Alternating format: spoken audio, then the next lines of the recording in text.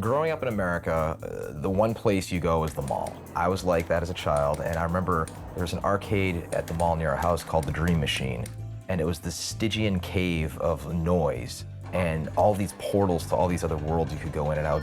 You know, Mr. Do, Dragon's Lair, Joust, Centipede, Frogger, all of them. And every time a new game would show up, I would be around it and on it, and there would be crowds around it. And eventually to the point where, you know, fighting games became a thing later on, and you'd literally go up and put your quarter next in line and try and take down that one kid who's kicking everybody's butt as Chun-Li. There was a time period where kids in arcade games who could rule, like at Chuck E. Cheese or at the mall arcade or at the, you know, in my case a lot of time the bowling center, people would crowd around you if you were owning a game.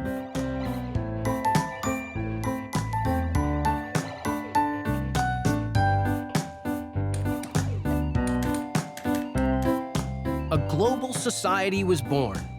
A society that now not only plays and connects online, but has produced lifelong friendships, thriving communities, even marriages. And this community doesn't just exist for entertainment's sake. Gamers are not only one of the most connected and vocal groups, they're some of the most loyal. Friendships forged within a game experience somehow yield a bond that isn't easily broken.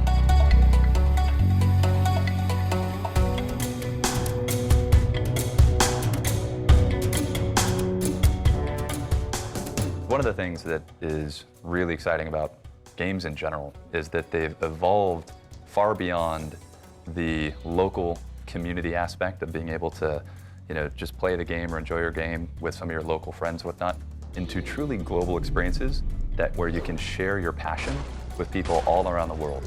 I love the connectivity. I have lifelong friends that I've met online, and we started out just playing together and then ended up, you know, meeting up for competitions or just meeting to go hang out and kind of actually meet each other in person. And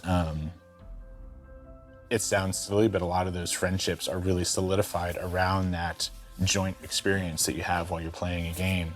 And I think that that's something special, right? It's something magical. That's something I saw working, you know, kind of the internet industry all through the 90s and the early aughts, was people who would meet other people online and become really enamored of them, and sometimes like move to another city to try living with this person, or, you know, and people would get married or meet that way. And that's a whole new kind of human relationship that didn't exist 10 or 15 years ago. It's like a new thing people can meet and fall in love and not have ever met in the real world. I can't tell you how many stories we've gotten of people being, you know, hookups because of it, you know, and people eventually getting married because of the game. People that have gone through, you know, some sort of horrible medical condition that they've had to deal with, and the game's kind of let them work through that. I see that, you know, deaths of key characters really affected people and made them cry in the game, or they got tattoos of the, you know, logo of the game on their bodies, or a man and his wife met on Xbox Live playing the game and now they play co-op every night. There are kids out there who exist now because their parents met in World of Warcraft, you know, like video games have changed the, you know, the course of human evolution to some degree, and created whole new mating rituals and ways of social interaction that didn't exist, and that's as a result of the internet and video games. So it's going to be interesting to watch all of that evolve. Video games are going to get more and more real and connect more and more people around the world. I used to play EverQuest quite a lot, as many EverQuest players did.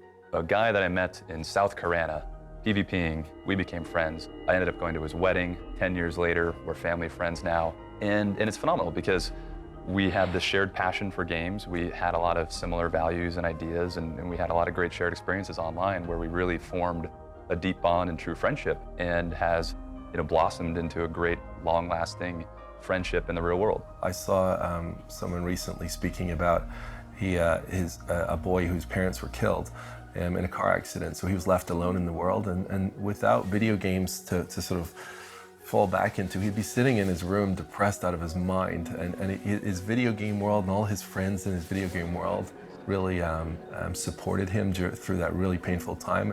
And the guy who was observing this was basically saying, you know, you guys don't really understand it, because I know you hear this all the time, that violent video games are the problem in the world, et cetera, et cetera.